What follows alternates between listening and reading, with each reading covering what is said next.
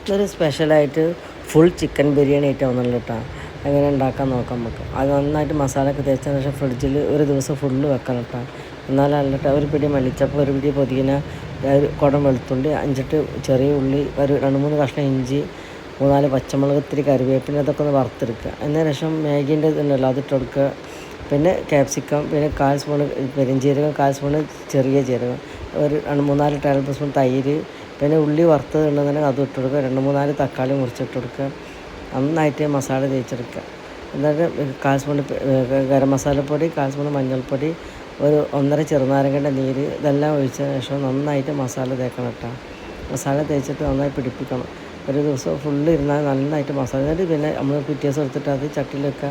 അതിലേക്ക് ഒരു പിടി അണ്ടിപ്പരിപ്പ്, തേങ്ങാപ്പാലെല്ലാം അരച്ചെടുക്കുക. തേങ്ങാപ്പാൽ കൂട്ടുമ്പോൾ പ്രത്യേക ഒരു ടേസ്റ്റാണ്. ഞാൻ പിന്നെ ചോറും പിന്നെ അതിൽ കാണിക്കേണ്ട ആവശ്യമില്ലല്ലോ. ഞാൻ ബിരിയാണി പോലെ ഉണ്ടാക്കിക്കാണ്ട് അതിൽ കണ്ട് ദമ്മിട്ട് നല്ല രസമുള്ളൊരു റെസിപ്പി ആയിട്ടാണ്.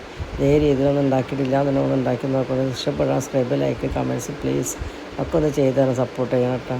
നല്ല രസമുള്ളൊരു ബിരിയാണിയാണ്, ഫുൾ ചിക്കൻ ബിരിയാണി.